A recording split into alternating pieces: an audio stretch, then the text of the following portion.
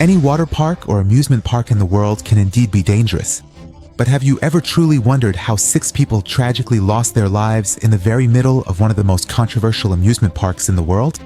The shocking statistics of 6 official deaths, hundreds of injuries, and millions of dollars in subsequent costs all go back to the terrifying but true stories of an amusement park called Action Park. In this amusement park, safety was treated as nothing more than a joke. But the question is, has this amusement park, which experienced its deadliest moments from the very beginning, really been the most dangerous amusement park in history? Well, stay with me until the end of this video to find out for yourself.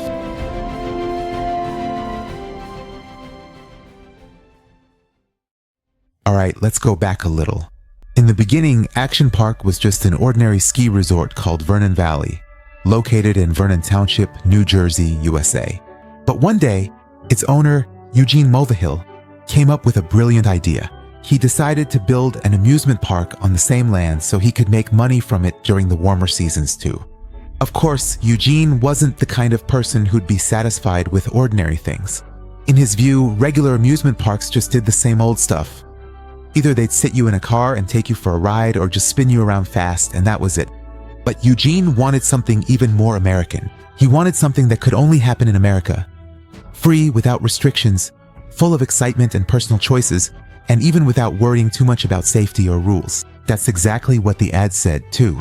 Here, you control everything yourself. You set the speed of the ride yourself. You choose your own path, and if you want, you can even give the park staff a good kick. It might sound crazy, but this wild and aggressive style of advertising was exactly what teenagers loved. One time, a curious reporter told that seasoned showman, "If you're truly wondering why anyone would be foolish enough to go to a park with such incredibly dangerous rides, just think about a typical 16-year-old boy mixed with a little bit of alcohol. Then you'll see just how much dumber people can actually get."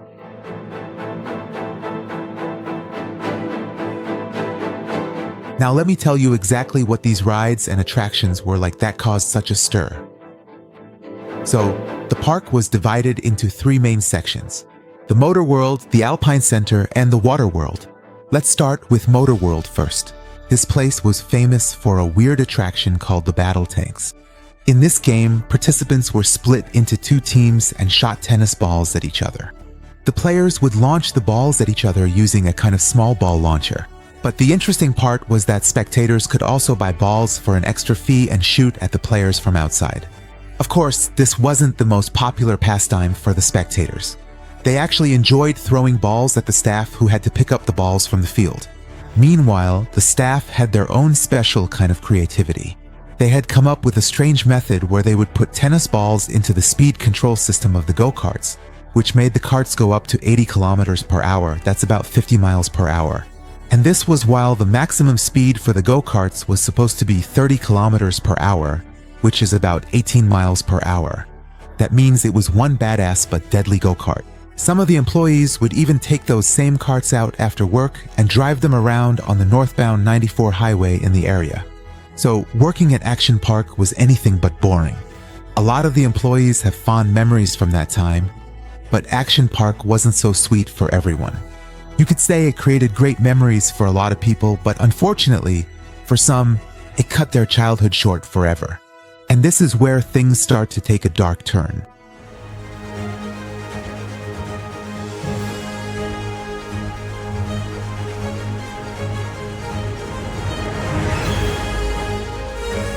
Alright, let's start with a fight and gradually get to the darker stuff. The ads don't lie. The attractions offered at Action Park in its early years were unmatched. They were so extreme and, frankly, dangerous that you couldn't find anything like them anywhere else. For example, there was a game called the Gladiator Challenge, where participants had to fight each other. Right here, you can see how Action Park was different from other amusement parks. Here, you weren't just supposed to sit on a ride and go around in circles or get on a Ferris wheel and spin around with no excitement. Instead, the excitement and competition were so intense that everyone went all out. Plus, you had to get involved yourself here. That's exactly why Action Park attracted so many visitors. In the Gladiator Challenge game, visitors and park employees, who were typically big, very muscular guys often picked from local gyms, would face off in a kind of mock battle, hitting each other with large, padded, spear-like sticks. However, a lot of times these playful fights would stop being playful and instead turn into real, aggressive brawls. For example, once a participant thought his opponent was being too aggressive and kept hitting him on the head with the spear, so he took it personally and decided to get back at the poor employee. So he came back with a few of his friends to get revenge. That's when the scene turned into a real fight.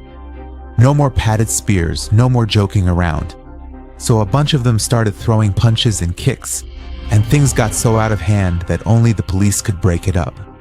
Coincidentally, the police were already there because another fight was breaking out in a different part of the park. Some lifeguards had gotten into it with a few bodybuilders because the bodybuilders had pushed their fellow lifeguards into the pool.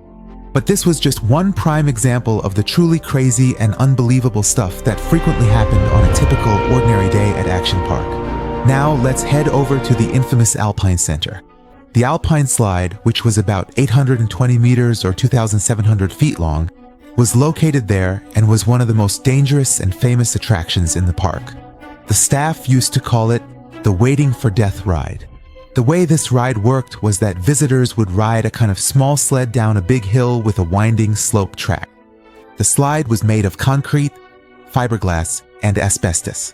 That means even a minor fall could cause serious burns and scrapes. A lot of people ended up with serious injuries after using this slide in swimsuits, shorts, or summer clothes with short sleeves, because their bodies were basically unprotected. Reports show that in 1984 and 1985, this slide caused 14 broken bones and 26 serious head injuries.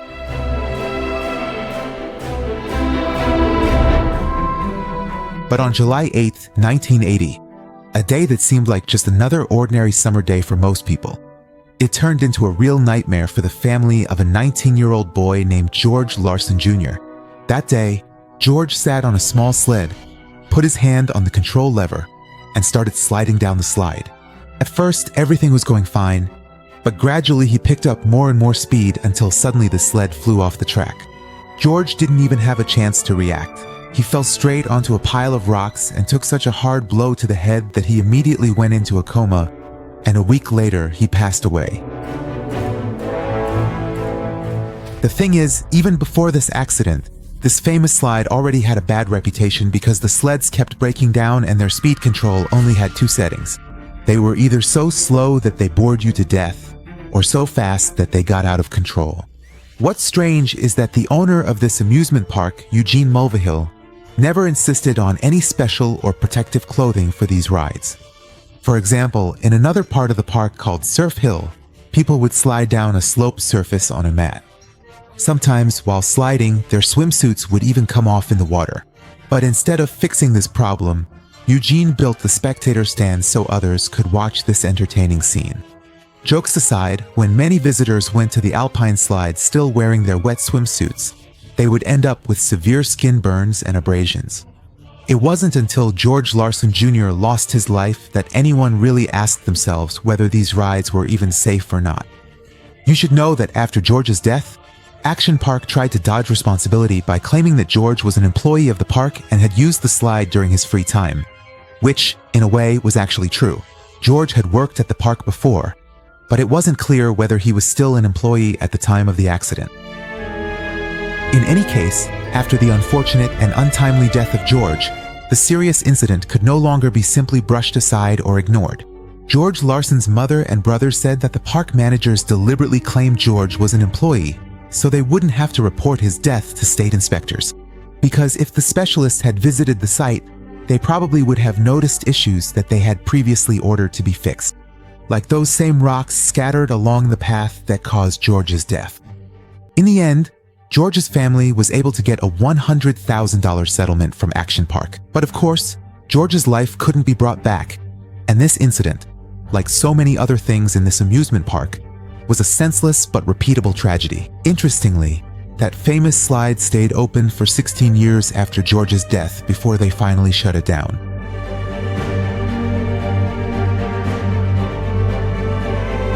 Well, if you thought the Alpine Center was the most dangerous part of this amusement park, I have to say you haven't heard anything yet about the Water World, which tragically claimed the highest number of victims.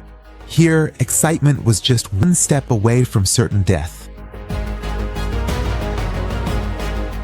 Let's go to August 27th, 1984.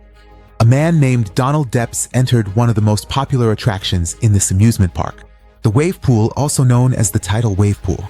A pool about 30 meters or 100 feet wide, 76 meters or 250 feet long, and up to about 2.4 meters or 8 feet deep at its deepest point. This pool, without exaggeration, could hold between 500 to 1,000 people. But what made it special was that every 20 minutes, a special machine would generate waves up to 1 meter high, which is about 40 inches. These waves would cause many people to be pulled toward the deep end without even swimming there. And more importantly, sometimes these victims weren't rescued. That means even professional swimmers would get stuck in this pool, let alone those who just came for a simple swim. Of course, there were lifeguards everywhere, but on weekends it got really crowded, and sometimes they had to save up to 30 people a day from drowning. You should know that the bottom of the pool was dark and muddy. That's why there was a chance that no one would notice if someone was going under. Donald Depps also fell victim to this very thing. At first, he was having a good time, but gradually he felt he couldn't breathe. Waves kept coming, pushing him back. The more he struggled, the more he got pulled toward the pool's center. He wanted to stay afloat, but the waves' force and his extreme exhaustion made it impossible to go on. No one around him realized he was drowning. Everyone was shouting, laughing, or caught up in their own fun, and by the time they noticed, it was already too late. When they found Donald, the doctors did everything they could, but it was no use. He died. What's even more painful is that Donald wasn't the first or last victim of this pool. 2 years earlier, a 15-year-old boy named George Lopez died in exactly the same way. And 3 years after Donald, an 18-year-old named Gregory Grandchamps met the same fate. That's why, among the many staff members and numerous visitors, this particular pool became widely known as the infamous cemetery pool. What's truly interesting and quite remarkable is that one of the unfortunate victims was actually pulled out of the water by Andy Malou Hill, who was the son of the amusement park owner and also served as a dedicated lifeguard at the time. That memory made Andy later say, "I will never forget that day. That pool is a nightmare for me." But drowning wasn't the only issue. In Water World, there were plenty of ways to die, and this was just the beginning of a scary story. In August 1982, a man named Jeffrey Niffin was riding one of the park's most dangerous water attractions, the kayak.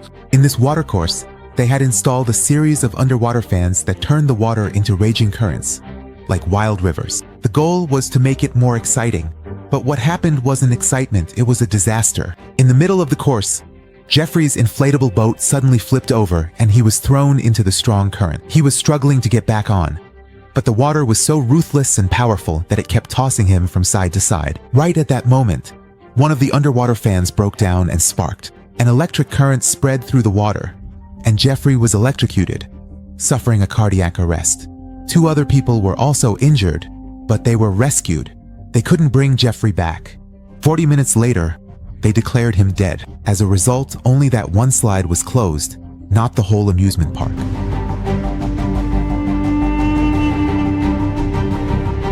But it seemed like dying at Action Park was just a normal thing, because 2 years later, another disaster happened again. In 1984, a young guy was ready to try out another one of the amusement park's famous attractions, the Tarzan Swing. In this ride, you'd hang from a 6-meter-long rope, 20 feet, attached to a metal arch, and then launch yourself with all your might into a deep, natural pool. Screams and excitement echoed throughout the park, but this guy wasn't so lucky. He grabbed the rope, he jumped, he screamed excitement, but when he hit the water, body froze. The water temperature there was only 10 to 16 degrees Celsius, which was much colder than the other parts of the water park. That sudden shock to his body caused his heart to stop, and right there, in front of everyone, it was over for him. After this incident, the amusement park was forced to change the water temperature in that section. But what good did it do then? Was that young man ever coming back?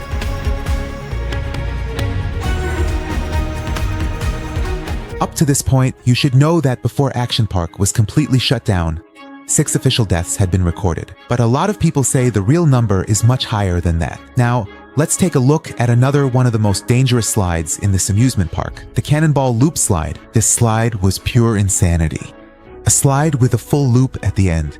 It had a 45-degree angle, was 6 meters or 20 feet tall, and had a weight limit. This slide was so intense that even the bravest visitors refused to try it, because its design made it possible for things like zippers to get caught. And even scarier, they said the mannequins used for testing came out of it missing arms and legs.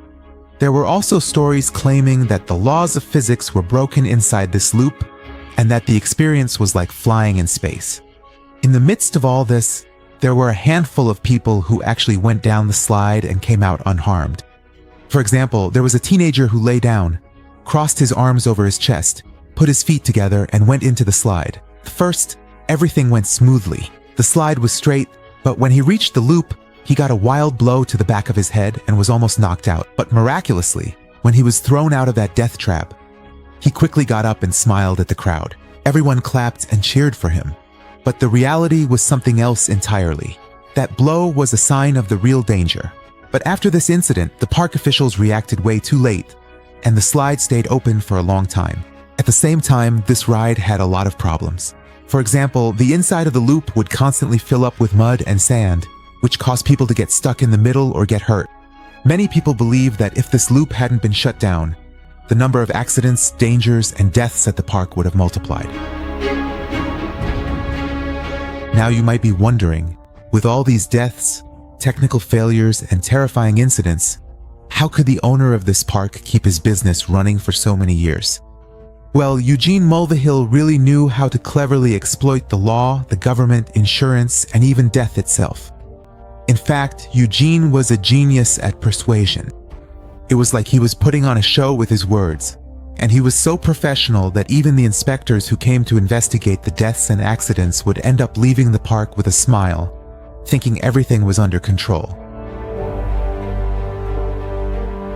But Eugene's real trump card was an insurance company in the Cayman Islands that, from day one, was responsible for covering all the action park accidents. This insurance company seemed independent, but in reality, it belonged to Eugene himself. More importantly, by paying out minimal compensation and falsifying reports, it prevented losses and kept generating income. So even with several actual deaths and hundreds of injuries, Eugene's amusement park kept running, with no heavy compensation, no shutdown, and no punishment at all. On top of that, his insurance company was making money too. However, things didn't stay that way forever, and in 1996, Action Park was shut down due to repeated lawsuits and bankruptcy. But that wasn't the end of the story. A few years later, the park reopened under a new name and new management as Mountain Creek Water Park, but this time with new and strict safety regulations. There were no more deadly slides or dangerous pools. Still, the nightmare of the haunted action park truly lives on in the memories of many.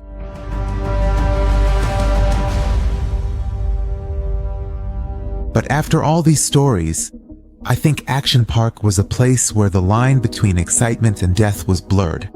But why would something like this happen? Because when there aren't proper laws and there's a way to escape insurance, chaos is created that can't be stopped for a long time. Now let me ask you a question. Would you be willing to ride one of the deadly attractions in this amusement park, like the Alpine Slide or the Fireball Slide, just to experience some extreme excitement? I'd love to read your thoughts in the comments.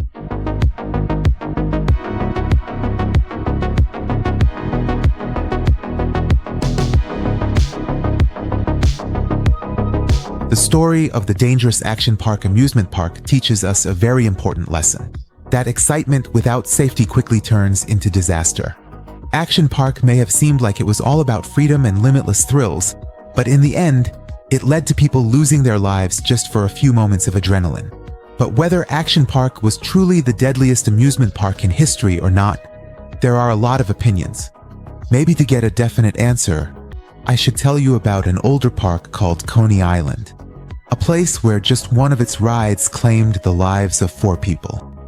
If you want to know which park really broke the death record, let me know in the comments if you'd like me to make a video about Coney Island too.